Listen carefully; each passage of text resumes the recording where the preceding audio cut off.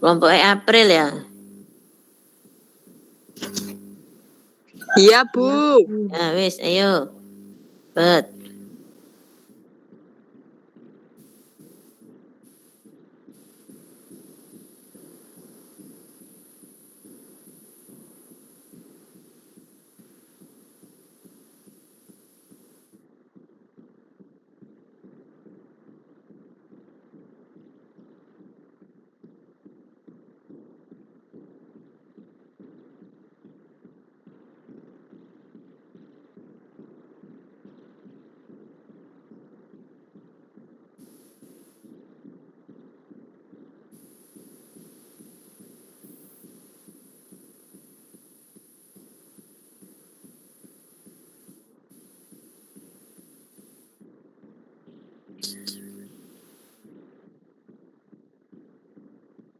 Assalamualaikum warahmatullahi wabarakatuh.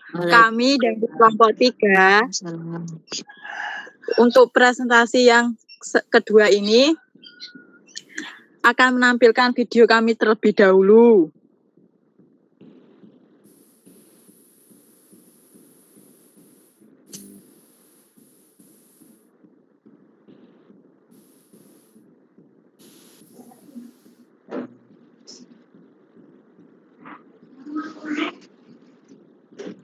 Kami dari kelompok 3 matkul metodologi penelitian, dosen pengampu, Dr. Ana Marina MSI Akademik. Maaf Bu, udah ada suaranya Bu. Sudah.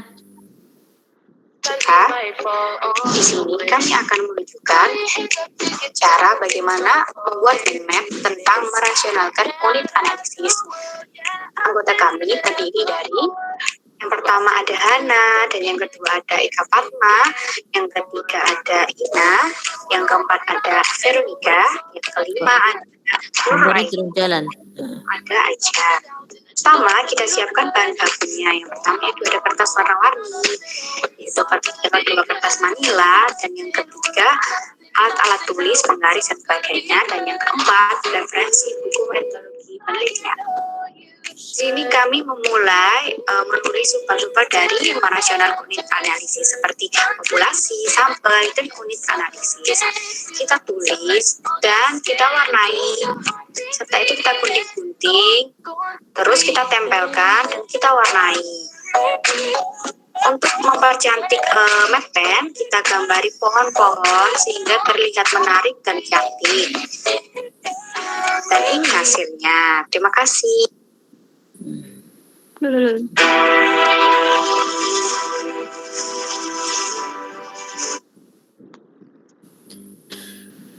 Yang nyeket gambarnya siapa itu? Gambar pohonnya. Ina, Bu. Ina pintar sekali menggambar. Ah ya, bagus. Gambarnya memang bagus. Kamu suka gambar ini memang ini. Iya Bu. Ya.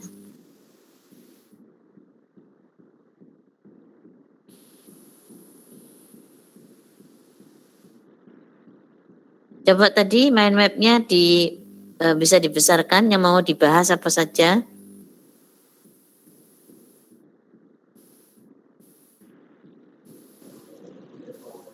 Iya Bu, sebentar. Ya.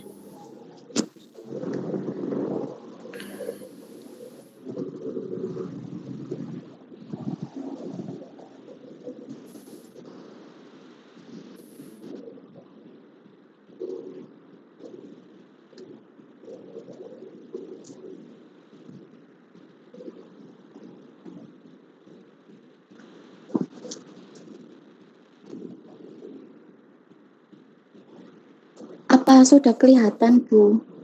Ya sudah. Ya Vero, dimulai.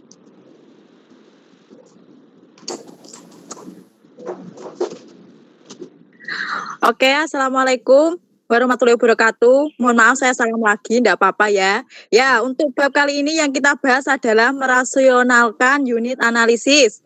Yang mana itu ada 3 bahasan pokok. Yang pertama yaitu unit analisis itu sendiri, kemudian populasi, sampel yang di dalamnya nanti ada teknik untuk menentukan sampel yaitu dengan teknik sampling.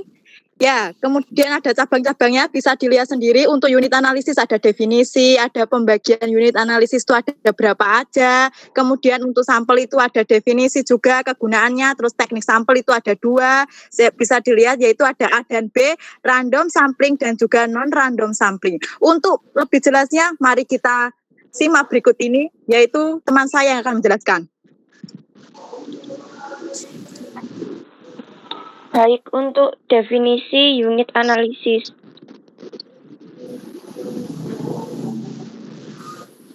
Unit analisis merupakan topik yang relevan bagi setiap riset sosial, walaupun implikasi yang paling nyata dapat dilihat pada penelitian kuantitatif. Pemahaman mengenai unit analisis terkadang sering meragukan ketika objek penelitian merupakan sekumpulan orang perbedaan yang sama antara unit agregat terjadi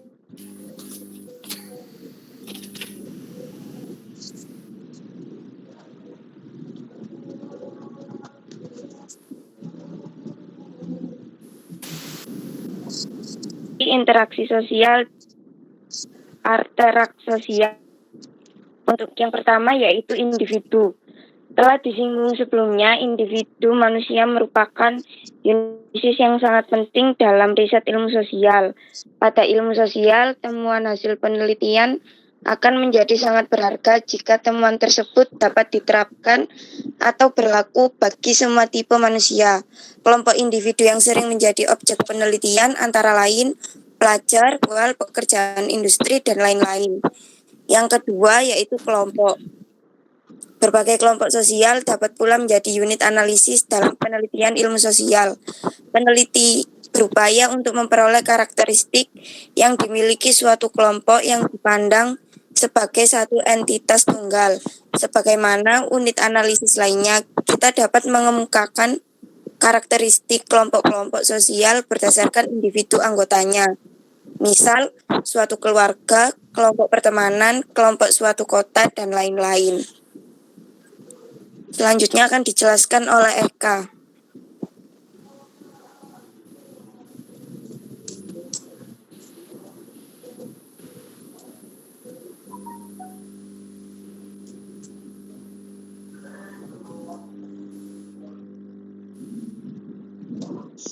Unit analisis yang ketiga yaitu organisasi, misalnya perusahaan. Yang keempat yaitu ada interaksi sosial.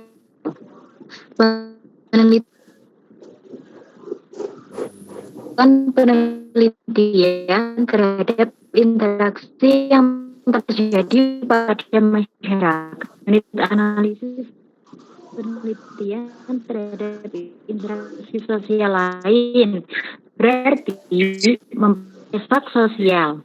Artefak sosial adalah setiap produk yang dihasilkan dapat berupa buku, lukisan, bangunan, kendaraan. Selanjutnya ada kesalahan unit analisis. Kesalahan unit analisis, dan yang kedua ada kesalahan reduksi individu. Kesalahan reduksi yaitu jenis kesalahan kedua terikat dengan unit analisis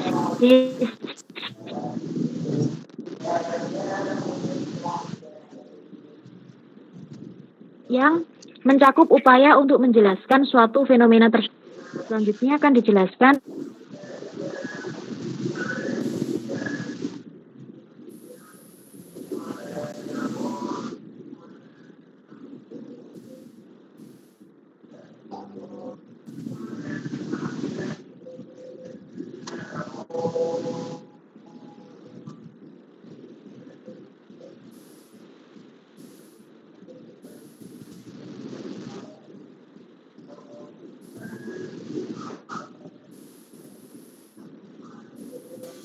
Selanjutnya yaitu populasi. Definisi populasi sendiri yaitu satuan atau individu-individu yang karakteristiknya hendak diteliti. Keseluruhan objek penelitiannya bisa berupa manusia, gejala, benda, pola sikap, tingkah laku, dan sebagainya yang menjadi objek penelitian. Adapun menurut Sugiono 2008, populasi merupakan wilayah generalisasi yang terdiri atas subjek atau objek yang memiliki karakter dan kualitas tertentu yang ditetapkan oleh seorang peneliti untuk dipelajari yang kemudian ditarik sebuah kesimpulan. Dalam buku S. Margonos 1997 berkaitan dengan batasan populasi dapat dibedakan atas dua hal, yaitu yang pertama populasi terbatas atau terhingga, yang kedua populasi tak terbatas atau tak terhingga. Populasi terbatas yaitu populasi yang memiliki batas kuantitas secara jelas karena memiliki karakteristik yang terbatas. Misalnya, 5 juta orang guru SMA pada awal tahun 1985 dengan karakteristik masa kerja 2 tahun, lulusan program strata 1 dan lain-lain. Yang kedua, populasi tak terbatas yaitu populasi yang tidak dapat ditemukan batas-batasnya, sehingga tidak dapat dinyatakan dalam bentuk jumlah secara kuantitatif. Misalnya, guru di Indonesia, yang berarti jumlahnya harus dihitung sejak guru pertama ada sampai sekarang yang akan datang. Dalam keadaan seperti itu, jumlahnya tidak dapat dihitung, hanya dapat digambarkan suatu jumlah objek secara kualitas dengan karakteristik yang bersifat umum, yaitu orang-orang, dahulu, sekarang, dan yang akan menjadi guru. Populasi seperti ini disebut juga parameter. Untuk selanjutnya akan dijelaskan oleh Hana. Ya, untuk selanjutnya, populasi dalam suatu penelitian dibedakan menjadi dua sifat, yaitu populasi bersifat homogen dan bersifat heterogen. Yang populasi bersifat homogen adalah populasi yang unsur-unsurnya memiliki sifat yang sama. Misalnya seorang dokter yang akan melihat golongan darah seseorang, maka ia cukup mengambil setetes darah saja. Dokter itu tidak perlu mengambil sebotol darah.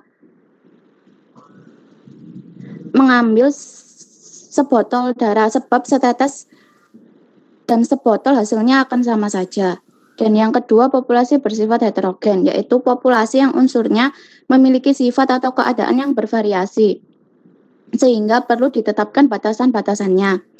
Meskipun banyak populasi yang anggotanya terbatas jumlahnya, seperti jumlah mobil di Jakarta, jumlah mahasiswa Universitas Muhammadiyah Surabaya, di mana keduanya sebenarnya dapat dihitung, namun karena hal itu sulit dilakukan, maka dianggap tidak terbatas. Metode penarikan atau pengambilan data dengan jelas mewakili atau melibatkan seluruh anggota populasi disebut sensus. Seorang peneliti meskipun mengetahui bahwa metode sensus ini akan banyak memerlukan pemikiran, memakan waktu yang lama, serta relatif mahal, namun tetap dilakukan.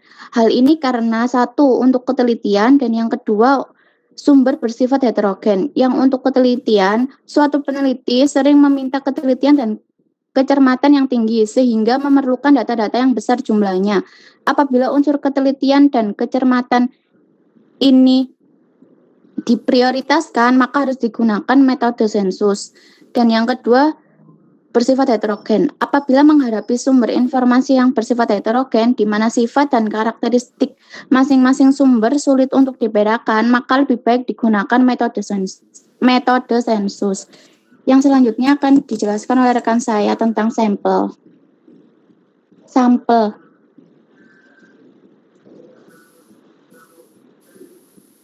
Sampel ya, bentuk sampel. Iya, Bu. Iya, Bu, maksud saya sampel.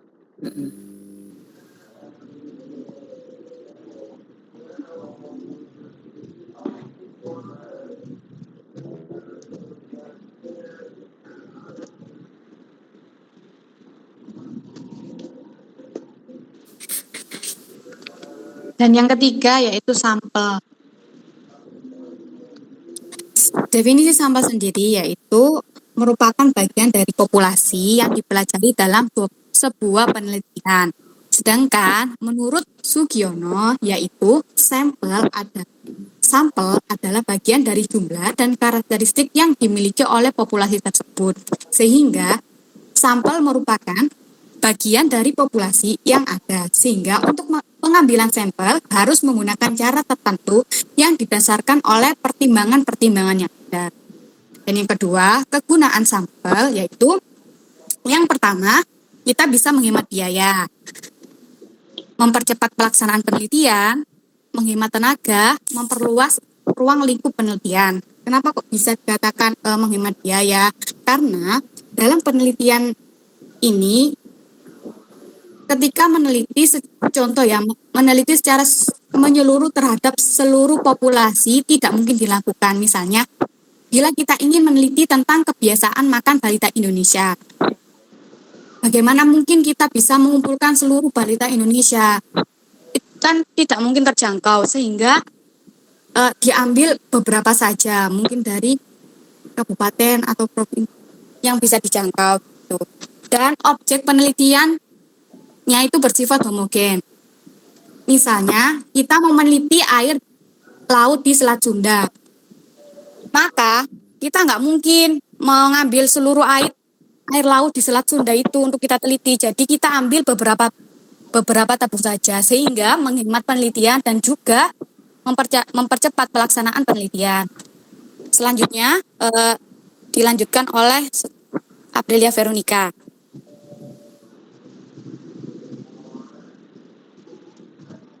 Oke, selanjutnya adalah teknik sampling.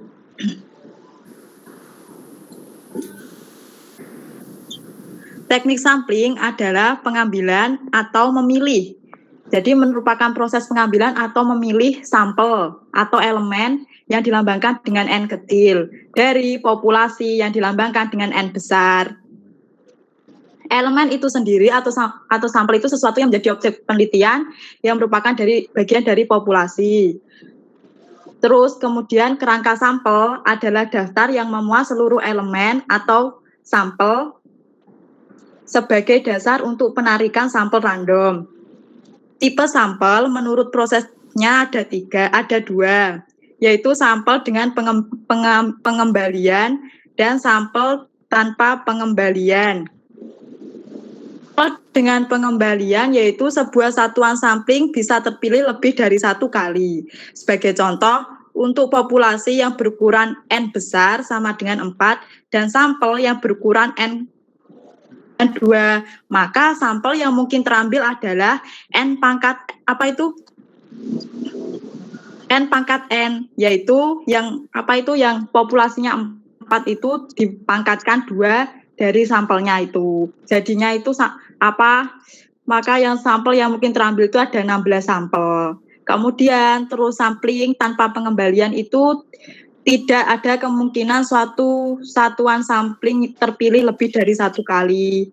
Contoh, untuk populasi yang berukuran N besar sama dengan 4, yang terdiri dari A, B, C, D, dan sampel sama dengan 3. Maka sampel yang mungkin terambil ada 4 buah, cuma nggak dipangkatkan. 4 buah itu seperti ABC, ABD, ACD, dan BCD. Kemudian April. Iya, Bu. Ya. April itu adalah probability ya, bukan bukan sampel.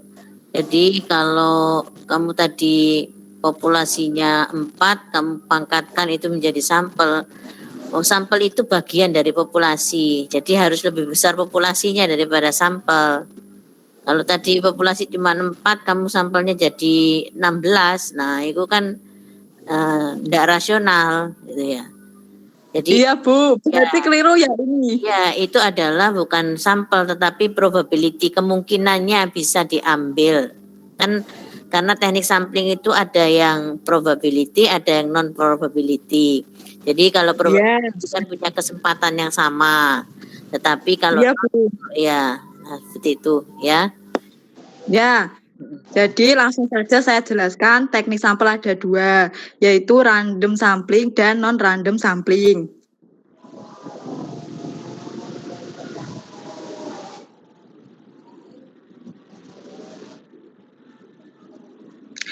Untuk random sampling itu sendiri, yaitu sampling secara acak atau random.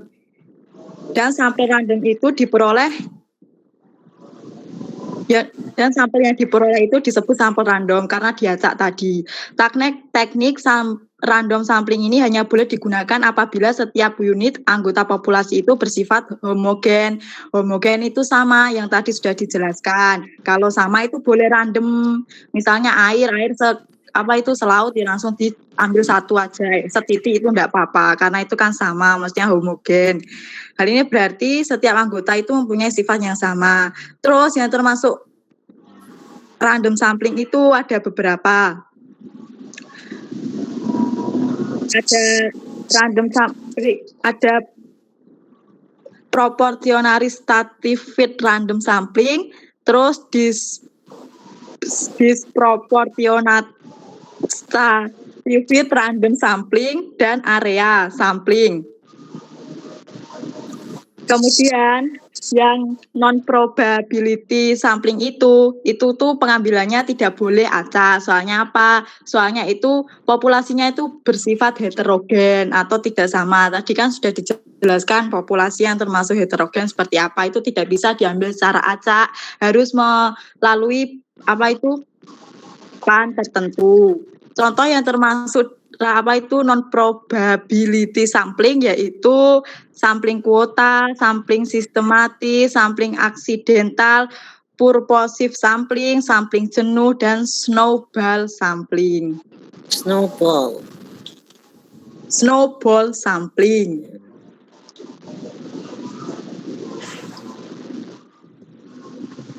Sudah, Bu. Ya, oke. Silakan sampaikan ke teman-teman. Mungkin ada yang ingin bertanya.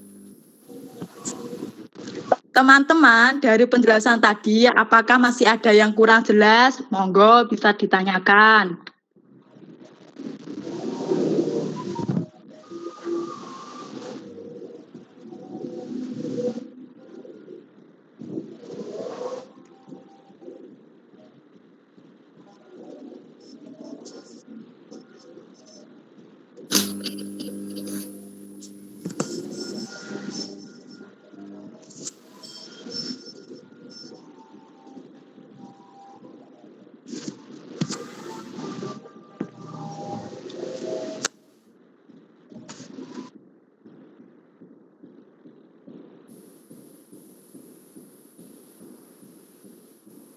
Bagaimana? Cukup jelas untuk merasionalkan. Kenapa harus dirasionalkan unit analisis? Unit analisis tadi itu apa? Yang dimaksud apa?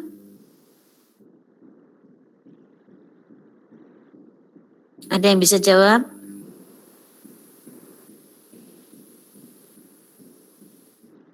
Kelompok 3 silakan menjawab apa itu unit analisis. Subjek. Subjek apa? Diteliti, Bu, yang akan diteliti. Unit analisis itu adalah subjek penelitian, ya. Subjek penelitian itu kita mau meneliti di mana, ya. Nah, itu subjek penelitiannya. Nah, unit analisisnya kita tentukan setelah kita tahu tempatnya, tempat penelitian kita. Misalkan tadi itu contohnya adalah Rumah Sakit Islam Aisyah Malang. Ya. Unit analisisnya apa? Oh, yang diambil adalah perawatnya. Jadi perawat. Nah, perawat ini berarti nanti seluruh perawat dari populasinya adalah seluruh perawat dari RSIA Aisyah Malang. RSI Aisyah Malang. Ya, itu adalah populasinya. Nah, kemudian sampelnya yang mana? Sampelnya kalau tidak ada kriteria tertentu tambahannya berarti populasinya itu ya sudah sama dengan sampel. Jumlah perawatnya ada 200, ya 200 yang kamu ambil sebagai sampelnya. Sampel. Ya. Nah, diharapkan kan kalau populasinya sama dengan sampel itu akan terwakili keseluruhannya. Nah, bagaimana? Berarti kalau itu tidak perlu lagi kita mencari jumlah teknik sampelnya, ya. Tapi kalau jumlahnya itu besar, ya, jadi tidak hanya di rumah sakit Islam Aisyah, tetapi saudara mau misalkan rumah sakit Muhammadiyah seluruh Jawa Timur. Nah, yang mau saudara teliti tentang perawatnya. Rumah sakit Muhammadiyah dan Aisyah di Jawa Timur itu dengan klinik-kliniknya itu ada sekitar 60 lebih, ya. Nah, kalau 60 lebih itu kamu ambil semua kan tentu cukup besar populasinya. Nah, boleh dikriteria rumah sakitnya. Rumah sakitnya itu ambil yang misalkan kamu mau melihat rumah sakit yang tipenya apa. Jadi supaya nanti membandingkannya sama, ya. Karena ini kan penelitian kuantitatif ini perlu mengeneralisir. Paling enggak itu keterwakilan dari populasi yang ada itu bisa terwakili dengan sampel yang kita ambil. Karena rumah sakit itu ada beberapa tipe, ya.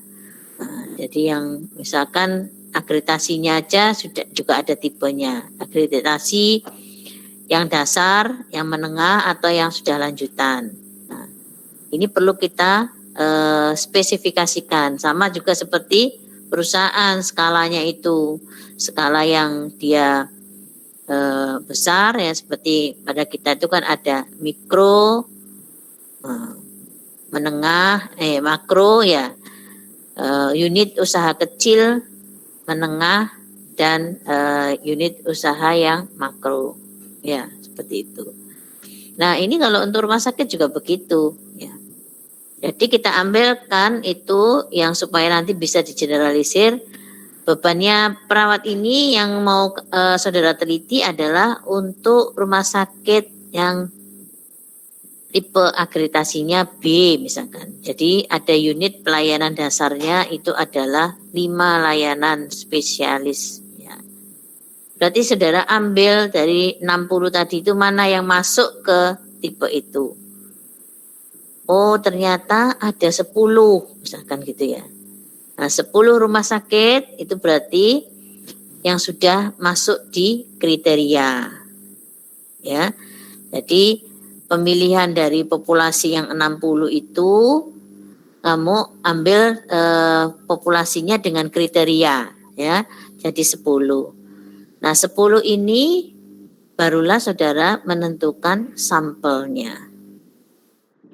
Nah, sampelnya masing-masing dari rumah sakit tersebut akan saudara ambil berapa prosennya, misalkan itu keterwakilannya. Karena kalau saudara mau ambil rata-rata keseluruhannya, saudara bisa lihat dulu jumlah perawat di 10 rumah sakit tadi itu apakah jumlahnya hampir bersamaan. Karena jumlah perawat itu akan mempengaruhi beban kerja, ya.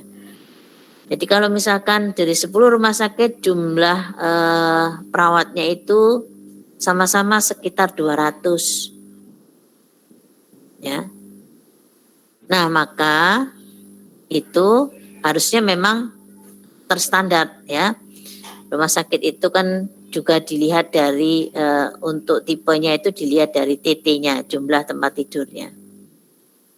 Kalau jumlah tempat tidurnya itu di atas 100, maka perawatnya paling tidak 2 kali, ada yang 3 kalinya. Apakah sudah memenuhi syarat semua untuk itu? Oh ya, kalau sekitar 200 semua, oke. Maka kalau 200 kali 10, saudara punya populasinya adalah berapa? 10 kali 200 berarti ada 2000. Ya. Ya, 2000. Nah, 2000 Itu populasinya. Sekarang saudara mau ambil sampelnya, maka saudara bisa lakukan dengan tabel Krejci. Nah, N-nya 2000 masukkan, tingkat signifikansinya misalkan 5%, maka dicari sampelnya ketemu. Berapa sampelnya? Ya, setelah sampelnya itu ya ketemu, maka bisa dilakukan nanti itu kita menyebar angketnya segitu. Kronologis dari kita merasionalkan unit analisis itu tadi seperti itu. Jadi unit analisis itu tadi kan unit analisis adalah perawat, ya. Perawat ini di rumah sakit ada di Jawa Timur. Kita rasionalkan saja, ya. Yang dia punya beban kerja yang lebih, tentunya rumah sakit yang dia paling enggak TT-nya 100 ke atas lah. Ya, tipenya itu. Baru saudara cari yang itu. Ketemu tadi sudah 10. Itu namanya merasionalkan unit analisis. Ya.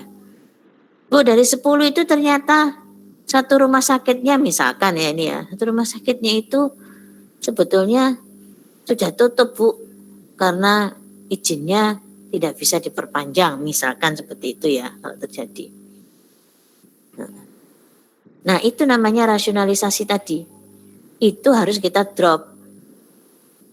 Kan enggak rasional. Artinya rasional itu dikaitkan kebermanfaatannya terhadap unit analisis yang kita teliti. Apakah penelitian kita ini nanti bermanfaat kepada unit analisis yang kita teliti? Dalam hal ini di subjek penelitiannya adalah RSIA Aisyah Malang, RSI Aisyah Malang. Maaf kok, tidak hanya Malang kan ya, Jawa Timur ya tadi ya. Rumah sakit Muhammadiyah Aisyah Jawa Timur. Punya manfaat tidak? Ya. Kalau saudara ngambil Jawa Timur, berarti subjek penelitiannya itu sebetulnya informasinya tidak hanya ke rumah sakit ya, tetapi kemana? Kalau kita di Muhammadiyah itu adalah di Majelis Kesehatan dan Kesejahteraan Sosial, MKKS-nya. Ya. Nah, ini akan memberikan informasi ya, informasi kepada MKKS bahwa rumah sakit ini beban kerjanya itu lebih menyebabkan perawatnya itu kelelahan, misalkan seperti itu. Nah, manfaat yang langsung itu kepada rumah sakit yang bersangkutan. Nah, kalau rumah sakitnya sudah tutup, untuk apa datanya diambil? Ya, kan itu namanya tidak rasional. Itu yang saya maksudkan. Ya. Hal ini juga pernah terjadi dulu, ya. Kakak-kakak saudara itu entah tahun berapa itu saya pernah membimbing, sudah di tengah-tengah saya tanyakan datanya, ini karena dia mengambil itu kalau nggak salah tentang kinerja, ya pasti harus ada data anggaran dan data realisasinya. Datanya itu ada semua. Bagaimana kondisi kerja dia saat ini? Dia nggak bisa menggambarkan. Kalau ini dikatakan ini ada efisiensi atau tidak, bagaimana dia kerja? Bu, ini sudah nggak jalan perusahaan. Nggak jalan untuk apa diteliti? Tidak rasional. Ya, nah itu. Misalkan kalau perusahaan di PES itu ya, saudara meneliti tadi tentang laporan CSR ya terhadap laba ya untuk perusahaan yang sudah go public. Nah, itu saudara sebutkan tahunnya, tahun 2015 sampai 2021 misalkan seperti itu. Ini 2015 ada perusahaan yang sudah go public.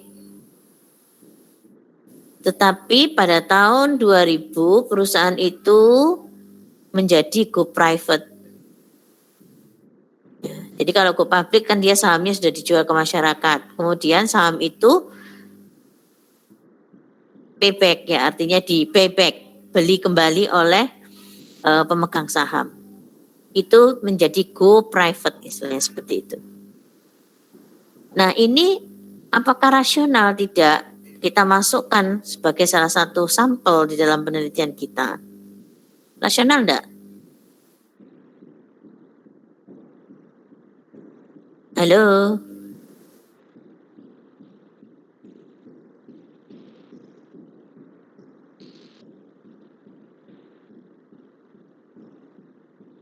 Halo, rasional tidak ini? Perusahaan itu yang tadinya sudah go public, nah, kemudian tahun 2000 dia menjadi go private. Nah, dengan penelitian kita tadi itu kita mau meneliti tentang pengaruh dari laporan CSR terhadap laba perusahaan di perusahaan-perusahaan yang go public. Kira-kira ini rasional enggak kita ambil sebagai sampel? Tidak ya, Bu. Tidak rasional, Bu. Tidak rasional ya, unit analisisnya itu tidak rasional. Karena yang pertama dia sudah tidak go public. Ya. Sehingga tidak sesuai dengan apa yang saudara teliti. Ya. Nah, itu ya caranya merasionalkan unit analisis itu seperti itu ya. Jadi unit analisis tadi itu tidak terlepas dari populasi dan sampel.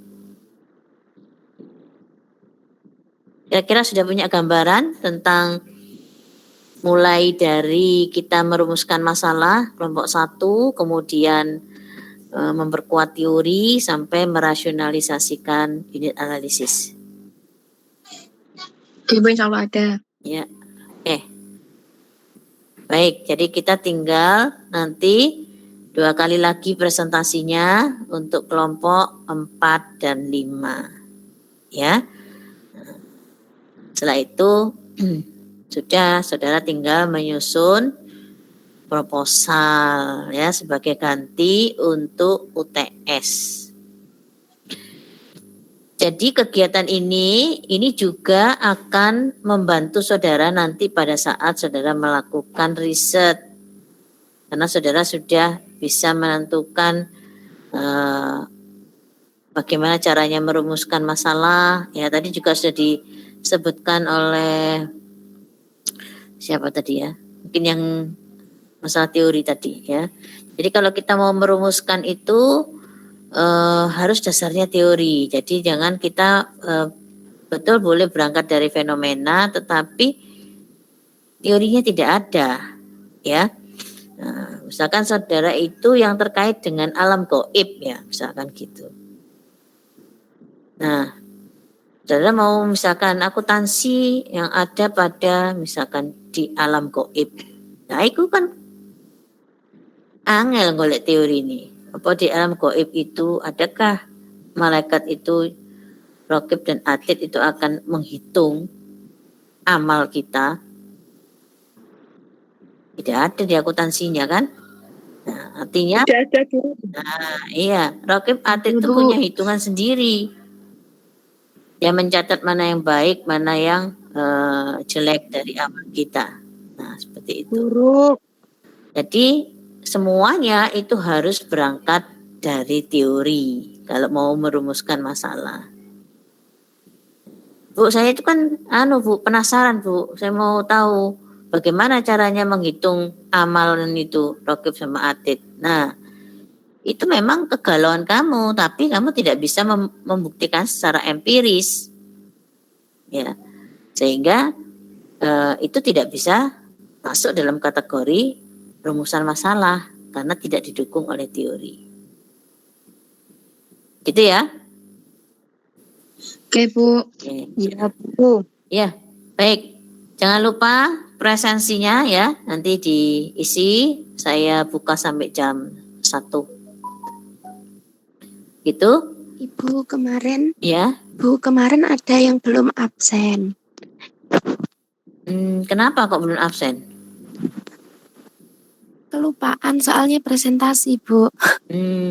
Jangan terlalu panjang Erlika baru dilaporkan. Jadi misalkan dia belum absen hari itu, kamu siang laporkan ke saya, jadi saya masih bisa memperpanjang waktunya untuk absen. Atas nama siapa? Soalnya baru konfirmasi. Rudiana Mafula. Ya, baik. Coba nanti saya cek di apa itu di cybernya. Udah masuk belum enggak? Iya, Ibu. Ya. Jadi kan e-learning kita si Pado ini kan nanti dia kaitannya dengan cyber, ya. Di cyber itu kan absen yang lama dulu kan ada yang diabsenkan oleh dosen. Nanti saya cek di situ, kalau itu memang statusnya sudah terisi, ya berarti mungkin saya nggak bisa merubah. Tapi kalau statusnya belum terisi, ya itu saya bisa centangkan hadir nanti. Iya, Ibu. Terima kasih. Ya, sama-sama. Baik, yang lain? Maaf ya, Bu. Ya.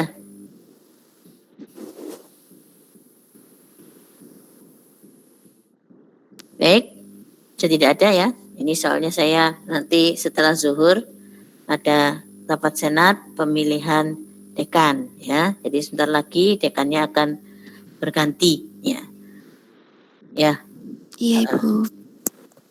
Berarti dekannya baru, Bu, nanti. Ya, insya Allah nanti ada yang baru. Saya kan sudah 2 periode, jadi saya tidak boleh lagi menjabat. Maksimal 2 periode saja ya, Bu? Ya, 2 periode saja.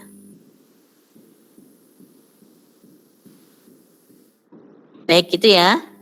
Ya, jangan lupa absensinya nanti presensinya diisi ya. Iya, Bu. Oke, Bu. Ya, terima kasih. Ini tadi untuk presentasinya dan mind mapping serta videonya sudah bagus ya. Nah, nanti untuk yang dikumpulkan, saya minta untuk yang dikumpulkan itu nanti mind map-nya itu difoto masukkan di dalam PPT ya. Jadi nanti sebelum saudara menjelaskan PPT-nya itu, awalnya di halaman depan setelah nama itu adalah mind map-nya. Setelah itu baru PPT yang menjelaskan masing-masing sub bahasan yang ada di mind map. Nah, untuk videonya itu dikirimkan link saja, ya linknya video itu.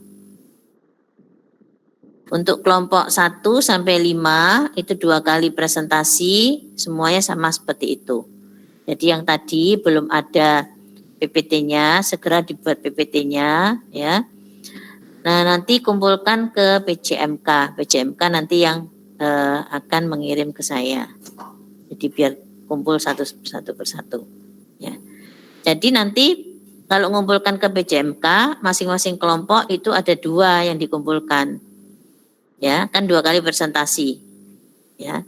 Jadi saudara beri tema saja ya. Jadi temanya itu dimasukkan, misalkan kelompok 1 yang pertama tentang apa? Kerangka konseptual atau landasan teori. Kemudian penampilan yang kedua apa? Merumuskan masalah ya. Videonya hanya dikirimkan linknya saja, biar tidak terlalu penuh ya. Nanti Erika selaku PJMK akan mengirimkan ke saya, dilewatkan email saja ya, Lik ya, R ya. Iya, Ibu. Ya, setelah semuanya nanti terkumpul, jadi saya kalau pada waktu mengecek itu sudah keseluruhannya ya, saya cocokkan dengan hasil penilaian saya pada saat presentasi. Iya, Ibu. Ya. Baik begitu, masih ada yang ingin ditanyakan? Ibu, saya mau tanya. Ya, silakan. Bu, itu ketentuan proposalnya itu bagaimana ya, Bu? Ketentuan proposal, saudara sudah baca untuk pedoman skripsi? Sudah, Bu. Ya, mirip seperti itu.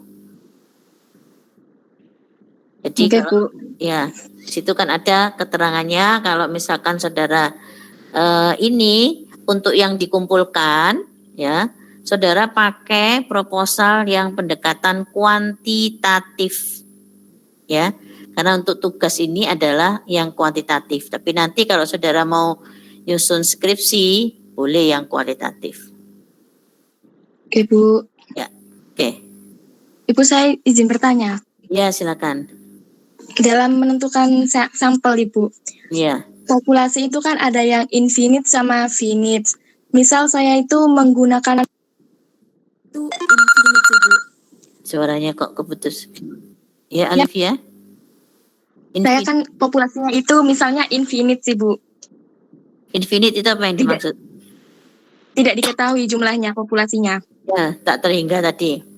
Ya, saya menggunakan rumus cokran misalnya, Bu, dalam mencari sampelnya. Nah, itu tuh masih relate apa harus menggunakan yang Cikren saja, Ibu? Dalam menentukan populasi yang tidak terhingga tadi kan sudah ada guidance-nya toh? Ya, ada, Ibu, di ini tabel cokrannya. Ya, Di tabel Cikrennya. Kamu kira-kira mau ambil populasi apa yang kok tidak terhitung?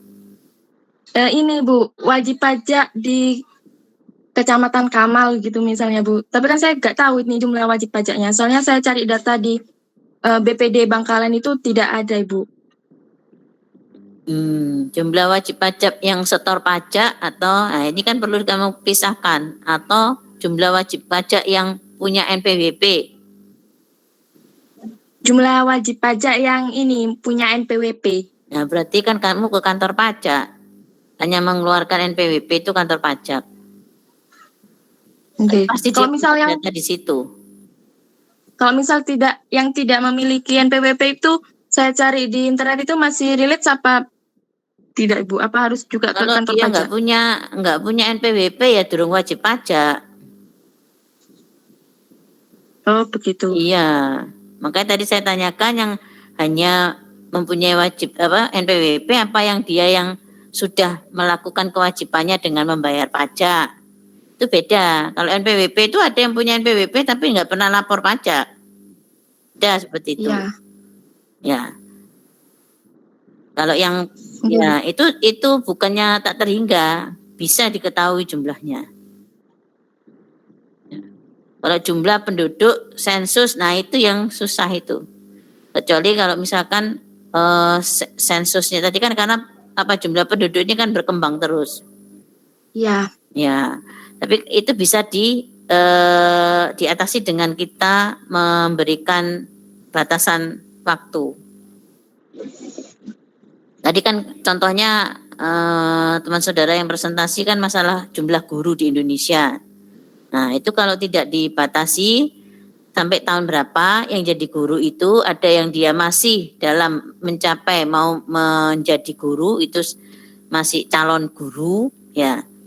Terus apa yang itu mau diambil, atau yang guru yang senior atau guru yang junior. Nah, dengan kategori-kategori itu akan memungkinkan saudara akan lebih mudah untuk menentukan populasi dan sampelnya. Jadi bisa diperkirakan begitu. Tapi kalau variabel penelitiannya itu memang variabel penelitian yang jangkauannya luas, jadi mencakup keseluruhan kriteria tadi itu, ya mau tidak mau memang itu terbuka begitu, artinya kan tidak terhingga. Tapi untuk apa sih mau cari yang terbuka seperti itu? Kan perlu sebetulnya ada pembatasan.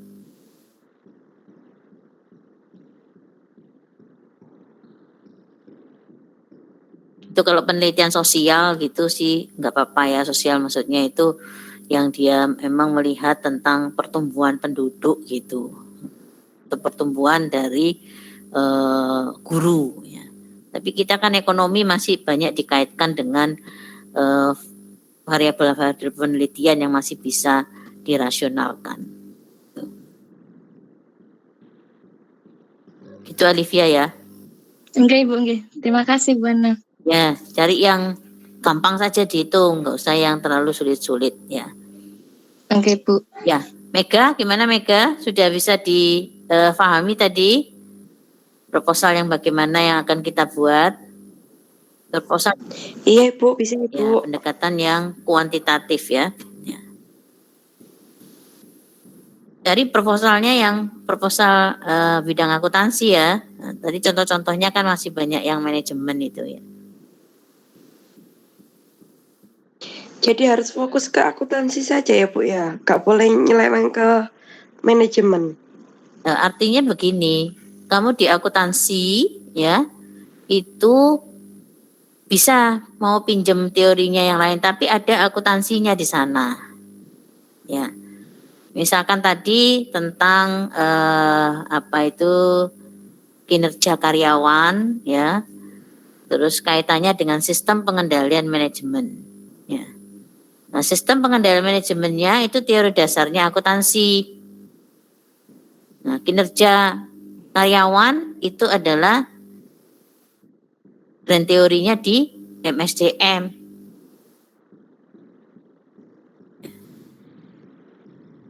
Nah, makanya Bu, misal lingkupnya kecil, boleh Bu? lingkupnya kecil itu bagaimana? Kan itu di persyaratan sudah disebutkan bahwa penelitian yang baik itu minimal untuk sampelnya itu 30. Ya, jadi kalau itu terlalu kecil perlu kamu perbesar lagi. Ya, misalnya skopnya hanya di prodi akuntansi, oh kamu perbesar lagi, wes di fakultas ekonomi dan bisnis. Masih kecil, berarti lihat fakultas ekonomi dan bisnis di PTS yang lain. Misalnya PTS di sekitar kampus kita. Atau saudara sebutkan di kecamatan, misalkan Sutorjo, ada berapa kampus di sini. Diperbesar seperti itu. Kalau skop kecil itu bisanya dengan kualitatif, karena kualitatif itu nanti bisa in-depth interview, ya, mendalam yang akan dari fenomena yang ada ini akan kita tarik kepada teori. Tapi kalau yang kuantitatif ini itu sudah berangkatnya dari teori yang akan digeneralisir. Hasilnya itu harusnya sama antara sampel yang satu dengan yang lainnya, ya, seperti itu.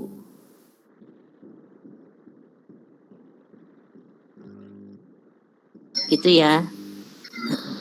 Ya, masih ada mau lagi? tanya. Ya Bu. Ya. Anggita? Iya Bu, mau tanya. Ya. Apa misalnya kalau kita mau ngambil datanya itu dari BI PT yang ada di BEI itu nggak apa-apa tak Bu? Jadi nggak usah melakukan penelitian langsung ke PT-nya gitu, cuma ambil dari BEI. Data sekunder, boleh, Iya. boleh.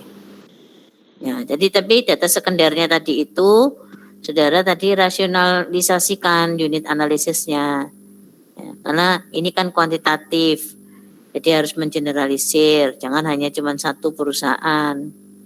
Tapi misalkan di kelompoknya perusahaan food and beverage, ya. Food and beverage, oh ini terkait dengan kehalalan, misalkan perusahaan pengaruhnya labelisasi halal ini terhadap peningkatan laba atau terhadap volume penjualan. Nah, berarti kan penjualannya kamu pakai teori dasarnya. Penjualan itu dari mana? Ya. Penjualan itu rumus dasarnya apa? Oh, harga pokok plus profit. Nah, label halal itu masuk di biaya apa? Masuk di biaya harga pokoknya atau di biaya operasionalnya? Karena kan kalau penjualan itu ada harga pokok produk, ada harga pokok penjualan. Kalau harga pokok penjualan berarti sudah masuk biaya operasionalnya. Itu kan teori-teori dasarnya di situ.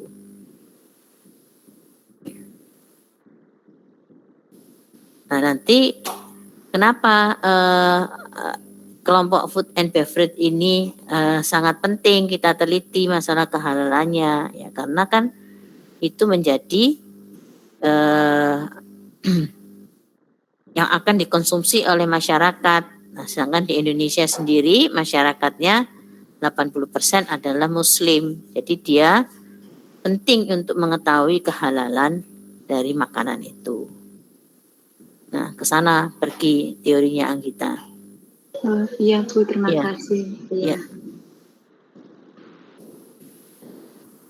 Baik, yang lain ini kelihatannya sudah mulai banyak punya wacana-wacana ya. Nah, saya senang ini ya. Ibu, Ya, mau bertanya lagi, ya Bu. silakan. Jika apa itu, Bu? Saya masih ragu soalnya, Bu. Jika judulnya itu masih ada kaitannya dengan pajak itu, apa itu masih relate sama akuntansi atau tidak, Bu? Ada, kan kamu dapat mata kuliah perpajakan, itu masih masuk di akuntansi. Oh, oke, Bu, makasih. Ya.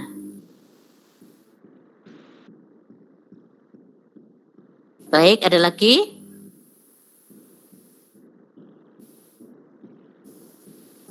Baik, kalau tidak ada, ya, ada lagi ya, silakan Salsabila. Kalau misalnya judulnya ambil kayak dari investasi dari bank itu boleh tak, Bu? Investasi dari bank gimana?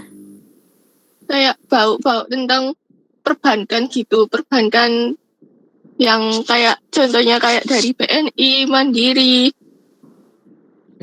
Kamu ngambil apanya? Teorinya ambil apa? Itu kan BNI, Mandiri, itu kan unit analisisnya. Terus tapi sebenarnya yang judulnya kamu belum tahu. Judulnya itu kan berarti kamu harus cari dulu yang mau kamu teliti itu apa variabel penelitiannya. Nah, kalau kamu tempat unit analisisnya mau itu kira-kira apa ya yang mau saya ambil yang terkait dengan akuntansi. Yang tadi kan saya kasihkan contoh. Grand teorinya akuntansi itu ada persamaan akuntansi, ya. Ada tadi dari income statement, dari penjualan itu sendiri, dilihat penjualan sama dengan itu harga pokok plus profit. Ya. Sekarang misalkan itu ternyata penjualannya naik, tapi profitnya turun. Nah, apa penyebabnya? Apakah nah, seperti itu ya. Jadi kalau kamu sudah punya unit analisisnya, sekarang kamu tentukan dulu apa yang kira-kira itu ada datanya di sana itu ya. Karena kamu sekunder. Kalau sekunder mesti kamu melihat datanya. Tapi kalau tidak sekunder, beberapa perusahaan, nah itu saudara bisa melihat langsung atau bertanya kepada di tempat perusahaan itu. Jadi bukan karena datanya itu ada terus kamu buat masalah ya. Yang sebaiknya itu memang penelitian itu berangkat dari permasalahan yang ada supaya apa? Tadi kebermanfaatannya itu ada. Tuh. Bermanfaatannya untuk yang kita teliti. Kalau enggak bermanfaat untuk apa kita meneliti? Kan begitu, ya. Karena nanti kan di dalam proposal itu kan ada manfaat penelitian. Itu akan dimasukkan ke situ.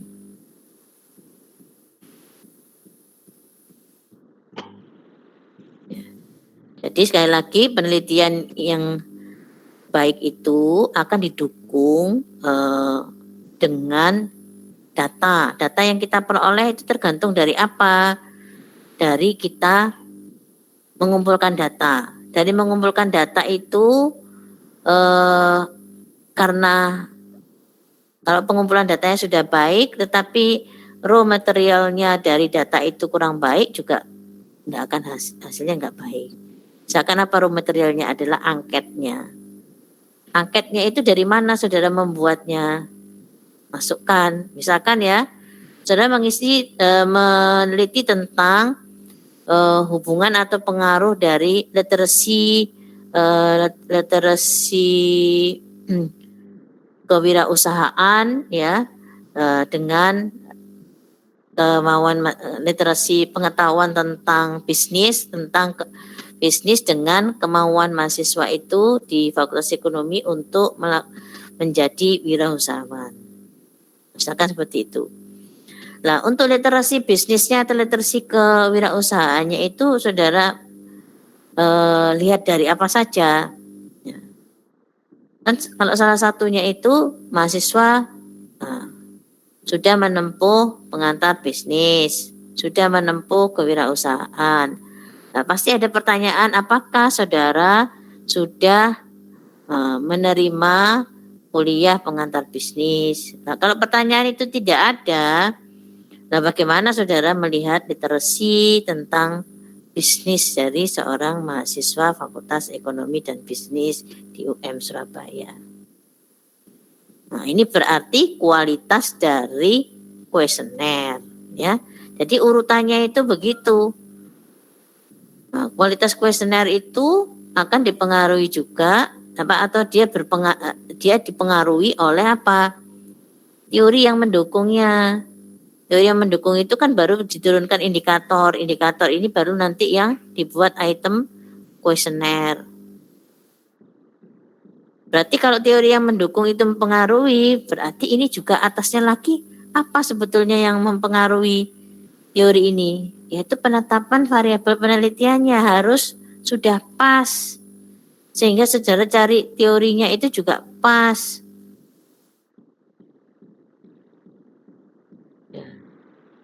Jadi sama dengan teori itu mencarikan patronnya yang pas untuk penelitian tadi itu. Standarnya itu yang mau kita ukur itu. Nah, kalau yang mau kita ukur nggak pas, maka itu nggak akan bagus nanti hasil penelitiannya. Gitu ya. Jadi kuantitatif itu kita menguji teori. Nah, jadi patron teorinya itu harus pas dengan variabel penelitiannya. Gitu, kira-kira bisa diterima, Salsabila? Ya, yang bertanya tadi siapa? Terima kasih. Ya, sama-sama. Baik ya, sudah cukup ya? Ya, Bu. Ya, baik, terima kasih atas partisipasinya. Dan mudah-mudahan apa yang sudah kita lakukan hari ini ya bermanfaat dan terutama mendapatkan ridho dari Allah Subhanahu wa taala supaya itu menjadi ilmu yang bermanfaat buat saudara sekalian dan kita semua ya. Ya, amin ya rabbal alamin. Nah, baik. Nah, ya, kita akhiri dengan membaca hamdalah bersama-sama. Alhamdulillahirobbilalamin. Ya, terima kasih. Tetap sehat ya. Iya, Bu. Ya, sehat Bu. Sama. Saya lihat dulu ya. Assalamualaikum. Waalaikumsalam. Waalaikumsalam.